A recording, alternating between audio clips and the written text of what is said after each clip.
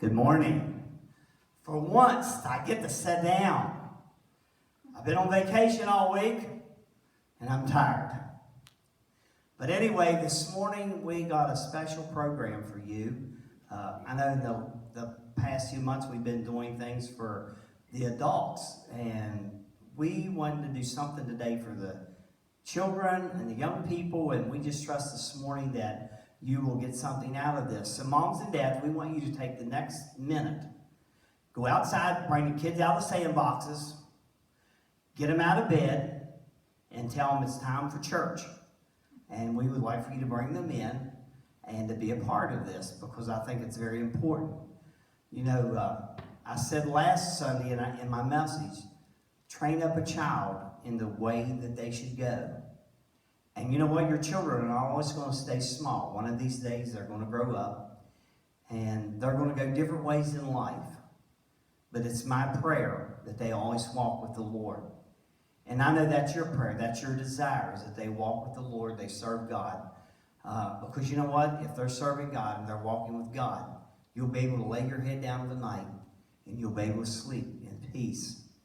And so we don't want to leave our children out. We just want to, we want to see them grow in the things of God. So this morning, Tracy and them, they're going to come, they're going to do the program this morning. It's going to be directed to the kids. So all you adults this morning that were looking for an adult message, you just get to be kids this morning. In other words, you get to crawl back. Some of you always said, boy, if I could just crawl back 30 years. Well, this morning in your mind, you can crawl back 30 years. You can sing along with them, and you can enjoy this time together. But let's pray. Our Heavenly Father, we thank you for your goodness and love. We thank you for your grace. We thank you for this day, the God that you've made and given unto us. And your word says, let us rejoice and be glad in it. David said, I was glad when they said unto me, let us go to the house of the Lord.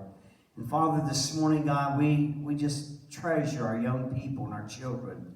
Father, what a blessing, God, that you have given unto us. And we pray today a special blessing up over each and every child today that's listening. God, I pray a blessing up over every household today. Every mom and dad, I pray a blessing upon them. And God, I pray today that, Lord, that their children will go in the way of righteousness. That, God, that they'll walk with the Lord. And, Father, that they'll grow in the grace and the knowledge and the wisdom of the Lord. And we give you all the thanks and the praise. We ask it in Jesus' name. Amen.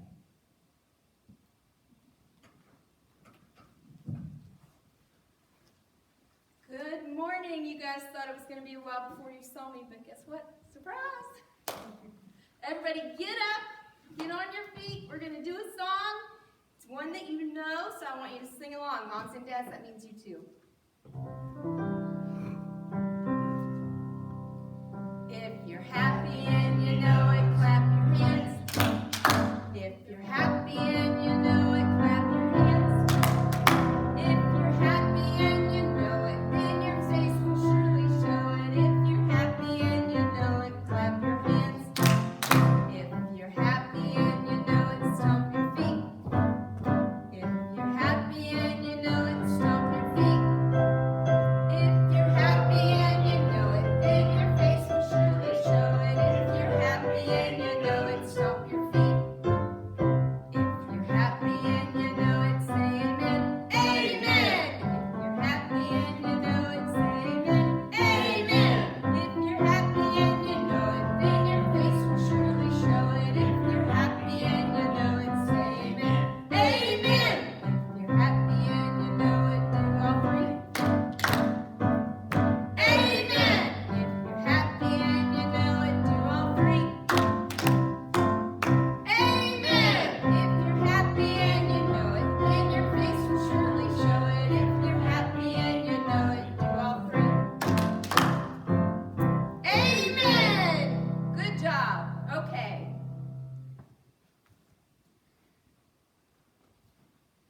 So we have Madison and Dakota here, and we're going to read a story. Sister Terry was very nice and let us borrow a book, and this is called The Oak Inside the Acorn.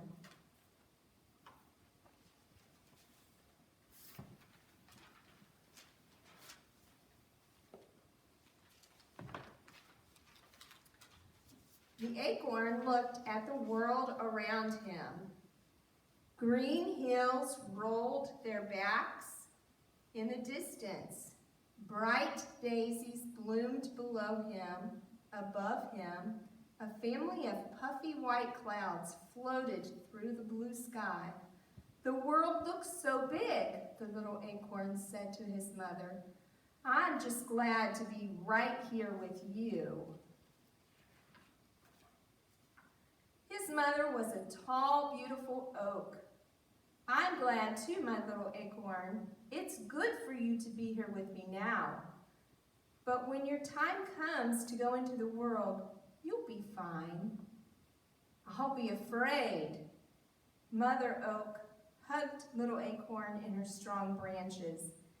Within you is a great oak, little acorn. Just be the tree God made you to be. The thought of letting go and leaving the safety of his mother's branches was scary to little acorn, so he tried not to think about it. But deep down inside, he knew the time was coming. One by one, his brothers and sisters had been letting go and saying goodbye. They had been afraid too, but their mother had assured them with the same words. Within you is a great oak. Just be the tree God made you to be. Each time he heard this, little acorn would look at himself and say, an oak? In me? He was so small, and it was hard for him to believe that he could ever be a tree. The time to let go came sooner than little acorn wanted. It started with a bump. He was resting one summer afternoon, thankful for the coolness in the shadow of the leaves, when, thud, the tree shook. His mother's branches trembled, and little acorn began to swing back and forth. A farmer's pickup had accidentally backed into the tree trunk. Little acorn had swung before, stirred by the wind, bumped by climbing kids. And each time he'd always held on, but not this time. He tried. He pressed his thin stem into the branches as hard as he could, but it didn't work. He was a heavier acorn than he used to be, and his stem began to pull away from the branch. Uh-oh, Mom? It's okay, little acorn, Mother Oak assured him. You can't hang on forever. It's time. You've got to let go. Down he fell, flipping over and over, softly slipping through the leaves until he bounced on something hard. He had landed in the back of the pickup truck. The truck vibrated and began to drive away.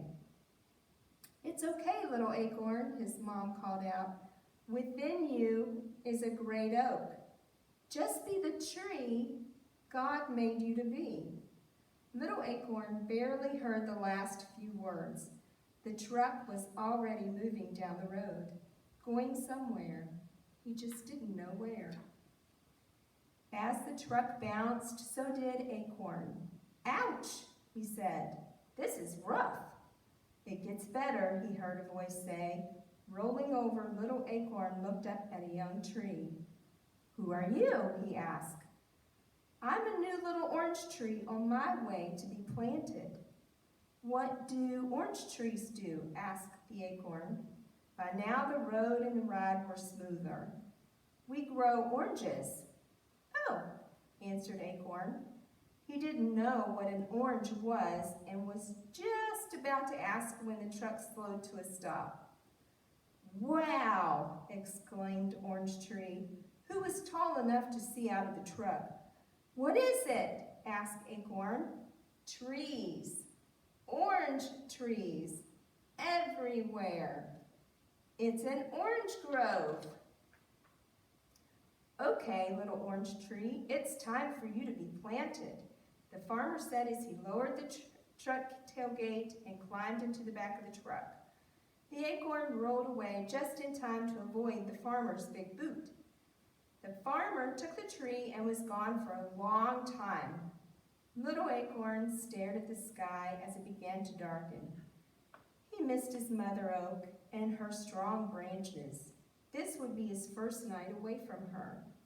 The tailgate banged and the farmer jumped in. A quick sweep and I'm headed home. Little Acorn had never seen a broom. He barely saw this one before it sent him high in the air. He landed in soft dirt. I wondered what happened to you. It was the orange tree. Little Acorn was happy to hear a familiar voice. Is this your new home? It sure is, Orange Tree said, and it looks like it's your new home too. Little Acorn had one more question. Orange Tree, what do I do next? Orange Tree's voice was sleepy. Just settle in, little friend, and rest. God will make you grow. And so little Acorn did just that. He rested. That night, the next day, that week, the next month, there in the soft soil surrounded by orange trees, he sank deeper and deeper into the ground and slumbered. He slept a long, long time. When little Acorn awoke, he didn't know where he was. He stretched upward, and when he did, he kept stretching higher and higher until he popped out of the dark dirt into the sunlight. Well, look who's awake, announced Orange Tree. Little Acorn looked around and then up. Hello, Orange Tree. Have I been sleeping long? Long enough to become a small tree. Little Acorn looked down at himself and said, I've changed. His round shell was now a slender trunk. You are growing up, Orange Tree said. Now you are a little oak. Little Oak straightened himself and remembered his mother's words. Within you is a great oak. Maybe she was right, he thought, and he stood a bit taller. But even at his tallest, he was much smaller than the big orange trees. Their bushy branches grew greener and greener, and then one day, Orange Tree called out to his friend, Little Oak, look, my first orange. The big orange tree spoke up. He'll have many more, they said. So will I, announced Little Oak. The trees in the grove laughed. They didn't mean to hurt Little Oak's feelings, but they did. You'll never have oranges, they said, chuckling. Little Oak straightened his branches and pushed as hard as he could, but no oranges popped out. Not that day, nor the next, nor the next.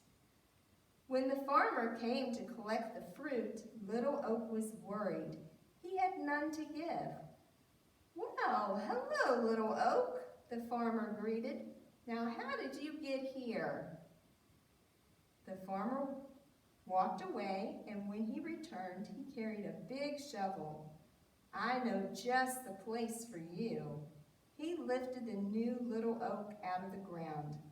Bye-bye, my friend, said Orange Tree. The farmer didn't take Little Oak too far away. He carried him out of the grove to his big white house. The farmer chose a spot in the backyard overlooking the orange grove. Let's see how you do here, he said. Then he dug a deep hole and set Little Oak inside it. He placed dirt around Little Oak and pressed it tightly around the tree roots. Little Oak liked his new home. For the first time, he stood taller than almost everything around him. Little Oak was stretching his roots into the dirt when he heard, Hi, I'm Pink Petunia. Who are you?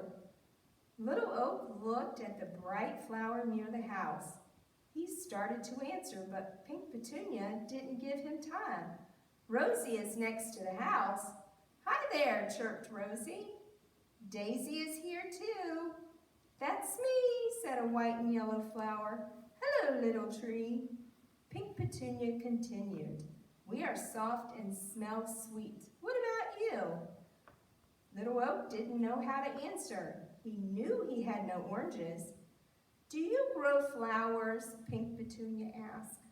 Little Oak never remembered seeing flowers like roses or petunias on his mother, but still, maybe oaks did grow flowers. "Maybe I could. Maybe that's what I'm made to do," he answered. So he tried. As hard as he could, Little Oak tried to grow flowers like his friends could grow. As the sun grew hotter, they unfolded into a rainbow of pinks, reds, and yellows.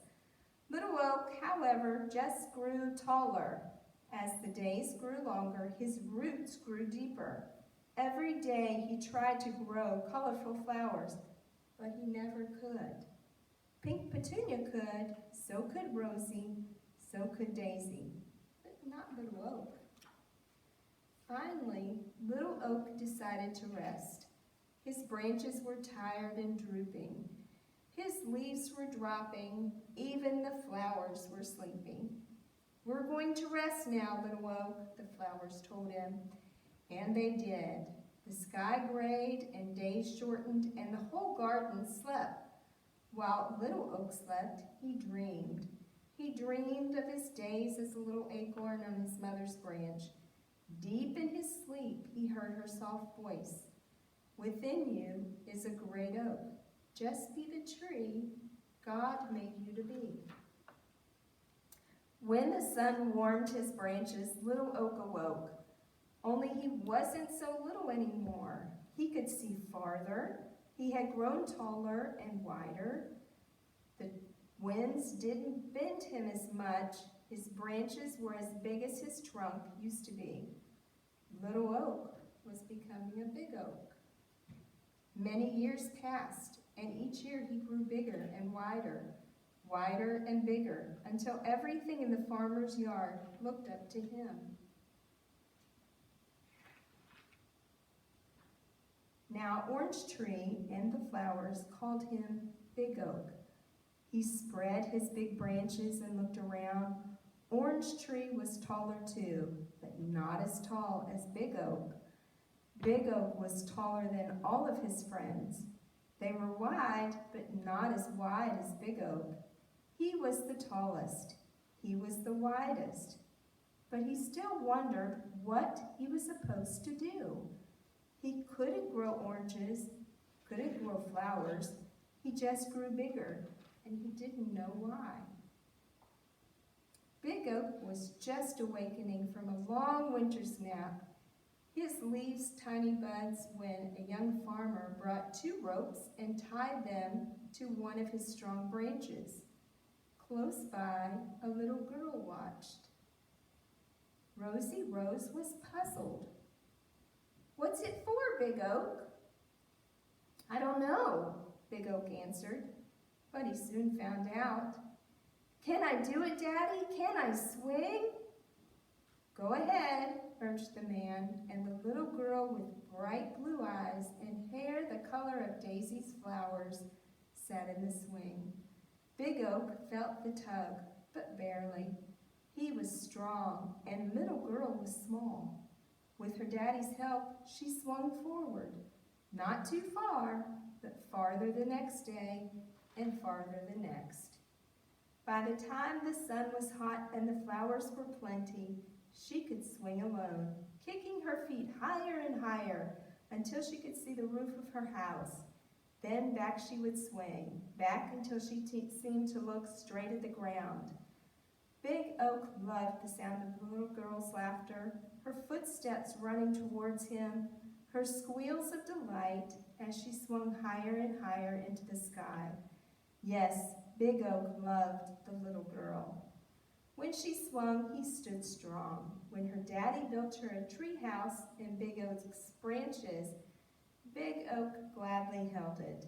When little girl stretched out on the grass to watch the clouds float, Big Oak shaded her. She played in his branches, climbed his trunk, rested in his shadow, and together they grew. Each year, both taller, each year, both stronger.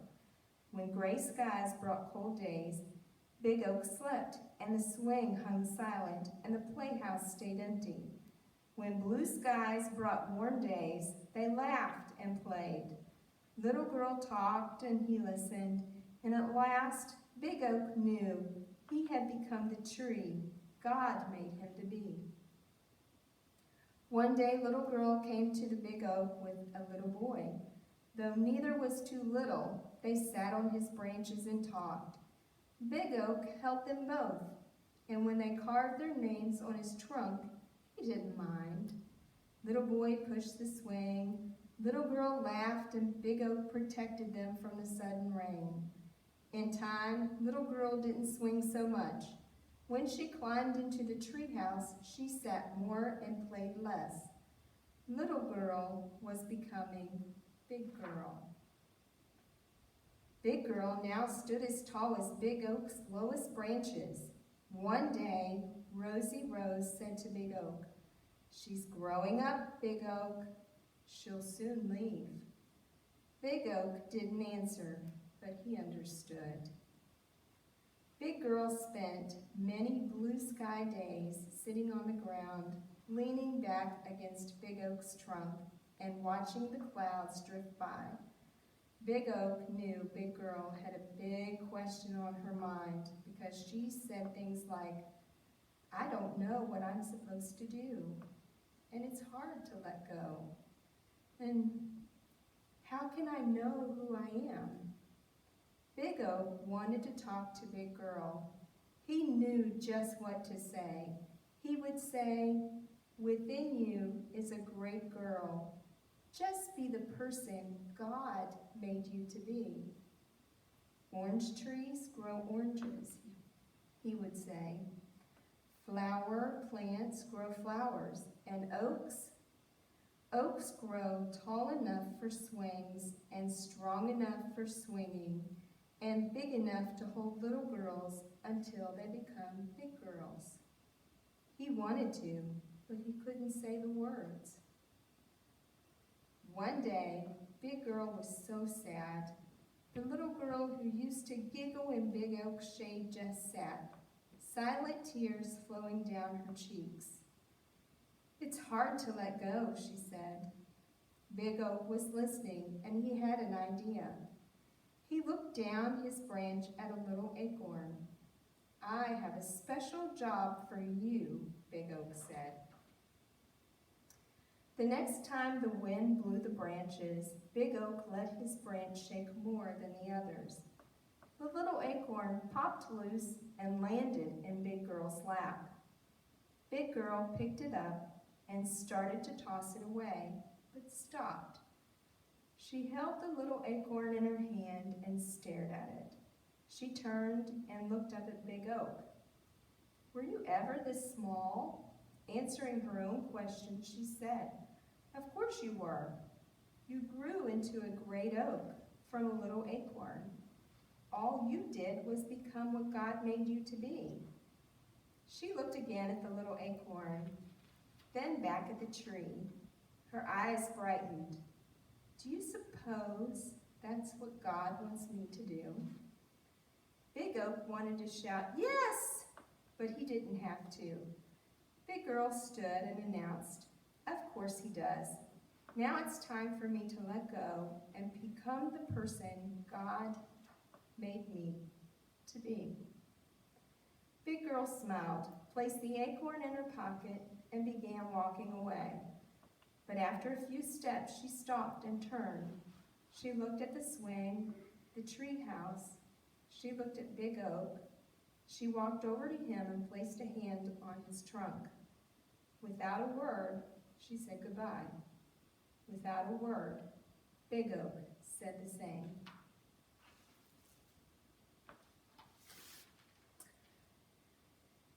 Psalms 139:14 says, "I praise you because I am fearfully and wonderfully made. Your works are wonderful." Children, I miss you, and I can't wait till we can get back together. But for right now, as the book says to the tree, just be the tree God made you to be. You know, God has a special place and special purpose for each one of us and for each one of you. So just be the best that you can be and be the boy and the girl that God made you to be. Before we get into our last song, I want to make sure that I remind every one of you to eat and live your fruits each and every day. Remember, kiwi, soft and juicy, keeps us gentle. Bananas are rich in kindness. Pineapples give us a daily dose of patience. Oranges bring out the joy that we have within us. Strawberries are full of goodness. Blueberries are always faithful and delicious. Watermelon keeps our soul at peace. Grapes in a cluster gives us self-control. Apples, just like me, love you and full of love for you. And everybody get back up on your feet now.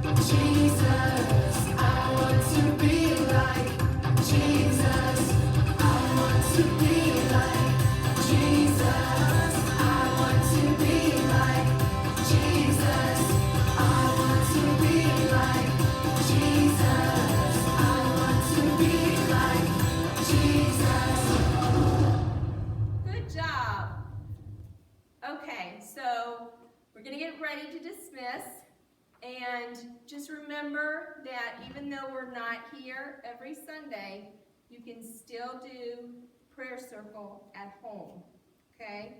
So I'm going to go first, and then I'm going to let Dakota and Madison, but I want to pray for each one of you. I want to pray that, God keeps his hand upon you, and I want him to watch over you and keep you and your moms and dads safe. So, who would you like to pray for?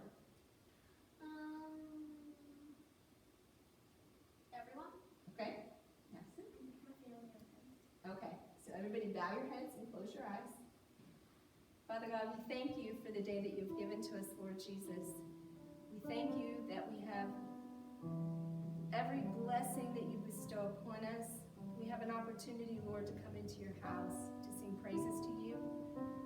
Lord, to just be who you want us to be every day.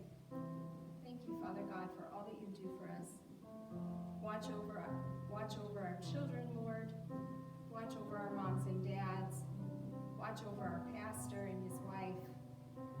God, be with those that are sick and need a healing touch.